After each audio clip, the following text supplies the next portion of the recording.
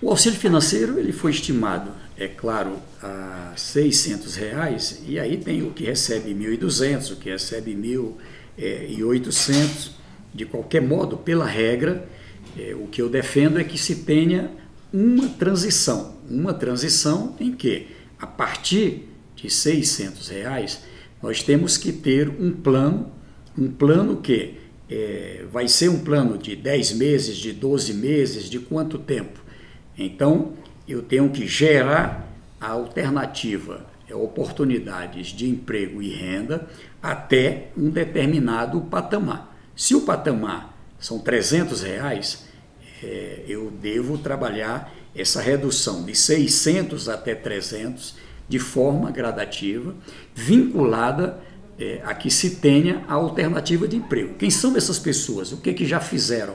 Quem trabalhou na construção civil, quem trabalhou com agricultura, quem trabalhou com o comércio, quem já foi empreendedor. Então há necessidade de um apoio, e aí é uma busca ativa mesmo, em que, através de uma renda, ele possa sair. Aliás, devo dizer que no programa Bolsa Família, muitas pessoas saíram a partir de uma renda segura. O meu estado poderia ter chegado a cerca de 950 mil pessoas, famílias, recebendo Bolsa Família, e resultou ali, antes do auxílio financeiro, em cerca de 450 mil. Por quê? Porque mais ou menos 500 mil pessoas, de alguma forma, foram contempladas com renda que tirava pela regra do programa. E isso é o que é bom, porque é um emprego, seja no setor público, no setor privado, seja como empreendedor.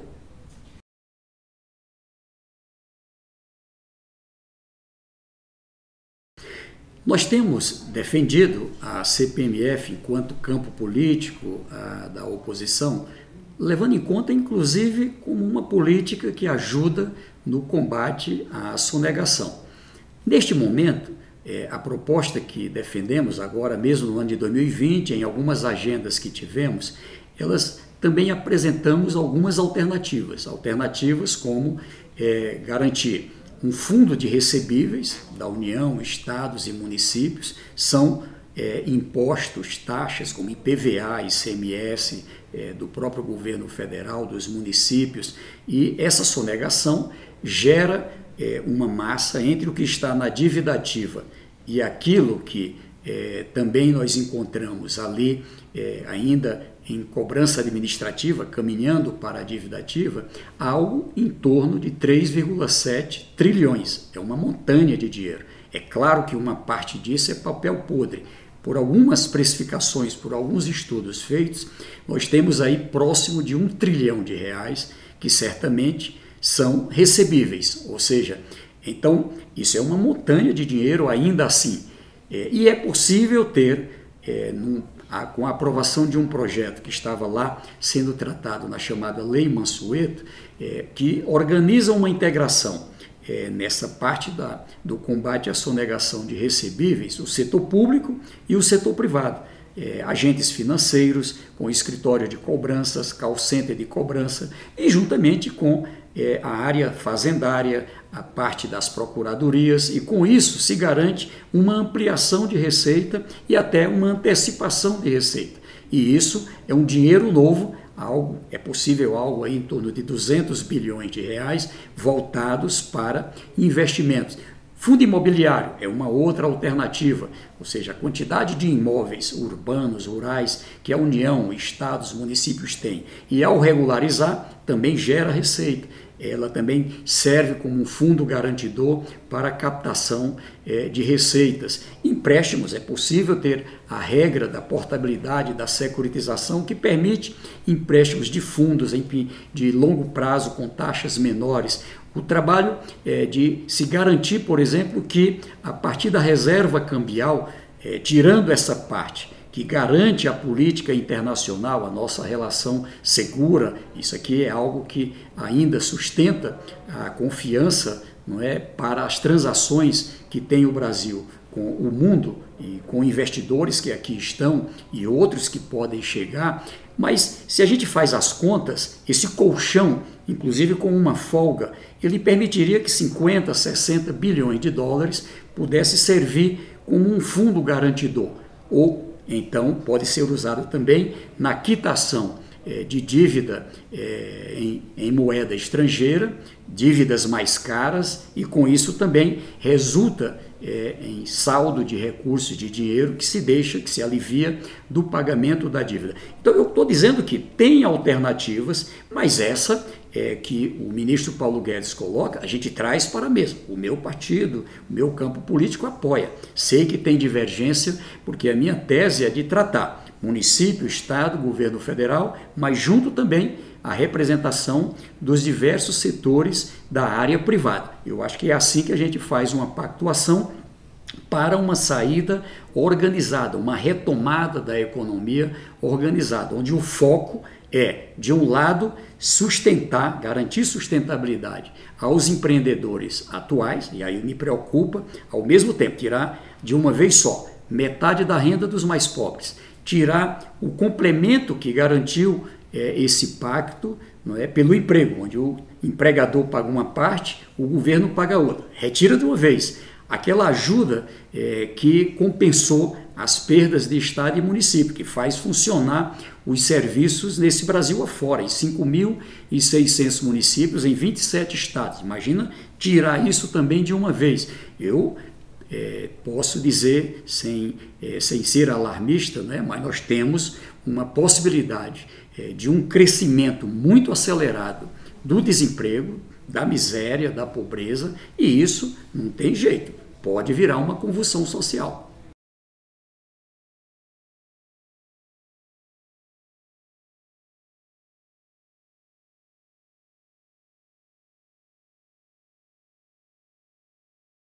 Eu acredito que tanto quem é governo como quem é oposição quer uma saída para o Brasil. Eu não quero acreditar que seja parte de um programa partidário ver o país afundar. Com muita responsabilidade, nós temos que, de forma madura, mesmo no momento tenso, eu reconheço que é o momento tenso da política nacional. Porém, eu acho que há a necessidade de colocarmos à mesa as diversas posições. Qual é o ponto? Boa parte dessas propostas dependem do Congresso Nacional. Qual é o objetivo? Uma pactuação que envolva diferentes partidos, não estou dizendo que são todos, mas diferentes partidos, para gerar com o setor privado, setor público, enfim, os três níveis de governo, a condição de uma maioria na Câmara e uma maioria no Senado. Então, se tem uma proposta sólida, e é aqui o que estamos apresentando, esse fundo de recebíveis, onde na linha da cobrança da sonegação, numa forma moderna, numa forma, inclusive, que permite as condições para o próprio privado se preparar para uma boa negociação, se tem o fundo imobiliário, tanto como fundo garantidor, como também através de leilão naqueles prédios, naquelas terras que, com a regularização, você dá de um lado a condição de segurança para quem está ali investir. Do outro lado, você permite a entrada de recursos para município, para estado, para a própria União. Juntamente com essa parte de um fundo garantidor, a partir dessa parte que é uma poupança líquida brasileira da reserva cambial e ainda com a condição de uma regra como essa da portabilidade, da securitização, que também está no projeto da Lei Mansueto, estava lá com o relator, o deputado Pedro Paulo, na Câmara. Se a gente consegue com isso a atração de recursos de fundos nacionais e internacionais, que permite prazos mais longos, sair de prazos de 10, 15 anos para prazos de 30, 35, 40 anos, como ocorrem com outros países. Por quê? Porque os fundos de pensão, por exemplo, eles querem aportar. Mas e se amanhã tiver uma dificuldade? Ele precisa do dinheiro de volta.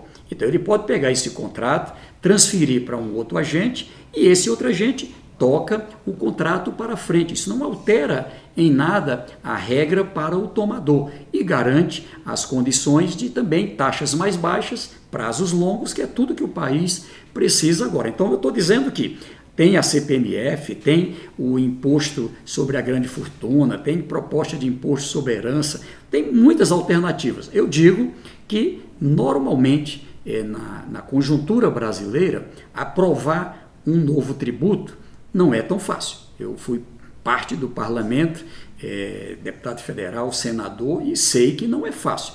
Se tiver, por uma pactuação, uma proposta nesse caminho, eu quero, é o que eu posso assegurar, trabalhar com o meu partido, com o meu campo político, junto com outros líderes, pela aprovação. Eu estou pensando no Brasil.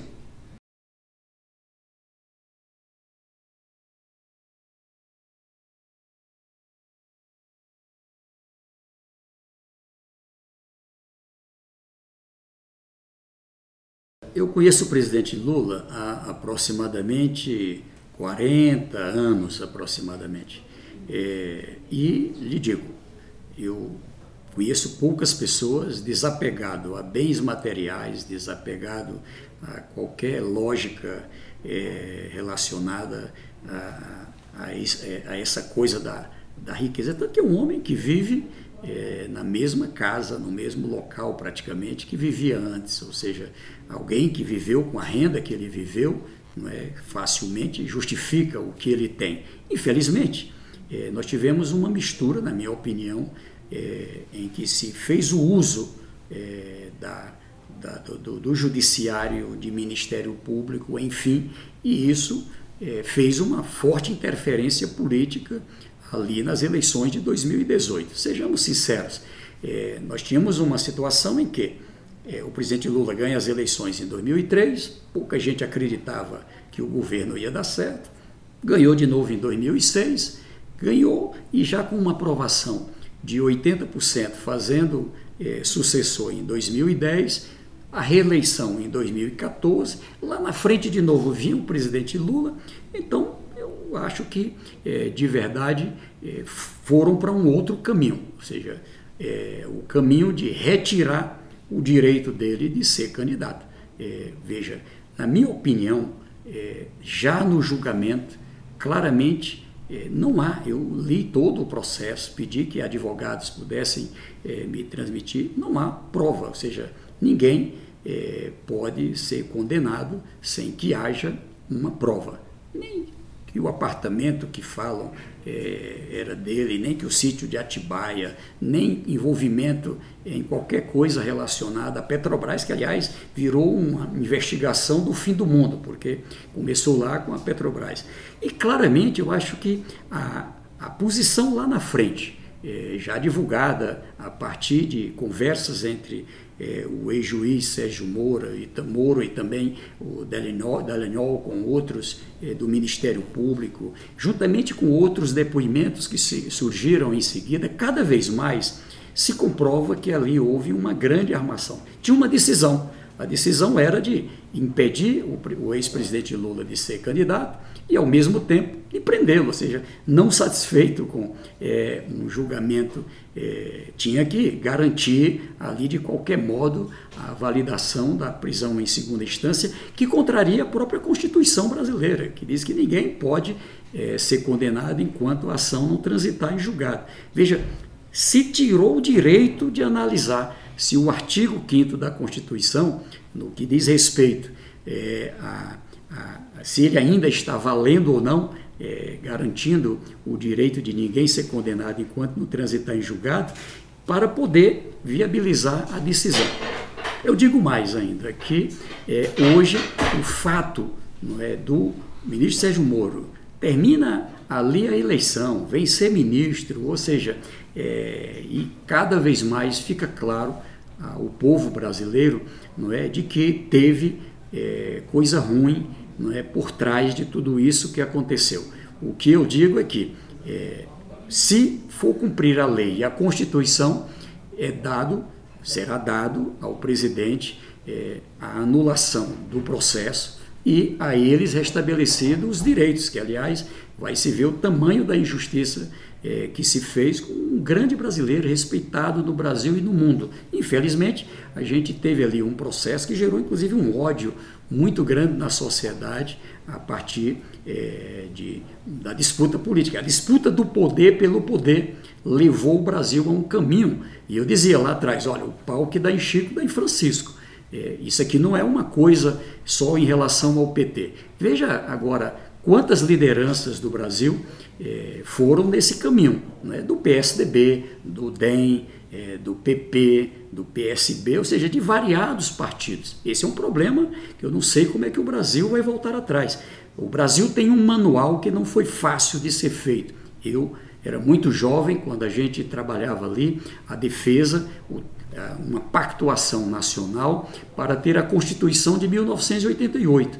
Uma Constituição que, além de nela constar direitos e garantias de patrimônio, de bens, a condição de garantir saúde e educação, ali está estabelecido também direitos que são fundamentais, direitos individuais e direitos coletivos. É isso que foi rasgado. A gente precisa restabelecer a Constituição. Se a gente seguir o manual, nós temos um país para valer, um país com um potencial grande, um país que cresce seguro e é bom para todos. Se a gente sair do manual, se a gente for para aventuras como o Brasil foi, veja no que pode resultar. Estamos metidos na maior crise da história. Eu quero sair dela. E o caminho é pela democracia, é respeito à Constituição. É a segunda reunião após a pandemia. Nós tivemos uma reunião ali logo no começo da pandemia, quando a gente ali, por exemplo, criou o consórcio, aliás, já tínhamos criado o consórcio Nordeste, nós tivemos a criação do comitê científico, criamos ali algumas atitudes ali corretas, seguindo a ciência, programas como Monitora Covid, programas que permitiram essa integração da região e depois até com outros estados brasileiros que evitou uma mortalidade maior. Veja, o meu estado era previsto 18 mil óbitos e eu estou muito triste porque a gente ultrapassou de 2 mil óbitos, mas com certeza seria bem maior. E agora, nessa reunião, nós vamos trabalhar a busca de um entendimento que possamos dialogar através do Fórum Nacional dos Governadores, com o ministro da Saúde, com o presidente Bolsonaro, com o próprio setor privado, com outros países, na estratégia das vacinas. Ou seja, a nossa tese é que o Brasil deve aderir e já deixar assegurado as condições de poder receber no Brasil, utilizar no Brasil as primeiras vacinas que forem aprovadas na testificação final. É claro, tem que passar pelo Conselho Ético em Saúde, tem que passar pela Anvisa, mas as experiências que estão sendo feitas no Nordeste, na Bahia, em São Paulo, no Paraná, enfim, possam garantir as condições de produção dentro do Brasil, na quantidade necessária para as 27 unidades da federação, cerca de 5.600 municípios, para a gente garantir um sistema, um plano de aplicação. Não é fácil, é uma operação gigantesca. Você tem que ter seringas, tem que ter as condições de transporte, tem que garantir a chegada a cada lugar de cada município, os profissionais que vão aplicar têm que ser treinados, você garantir que se tenha ali um ordenamento. Quem primeiro? Nós vamos começar pelos profissionais de saúde.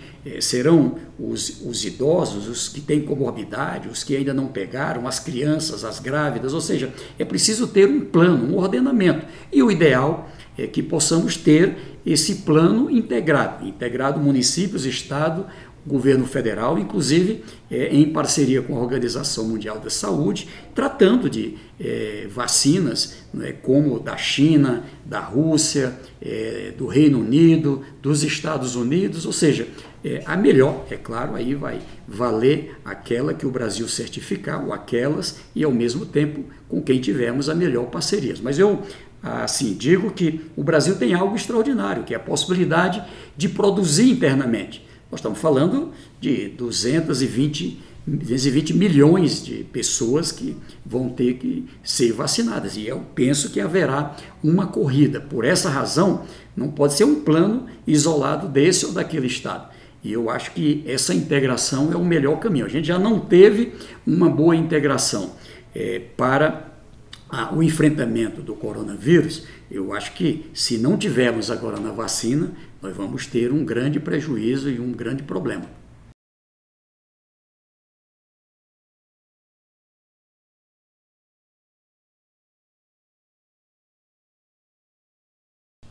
Os Estados Unidos têm uma eleição esquisita, estranha. O formato é bem diferente do formato brasileiro. Veja que tem, de um lado, a votação dos delegados, uma fase que já passou, e agora só a garantia agora de cada estado que tem uma eleição, um cronograma diferente, colocar nas urnas.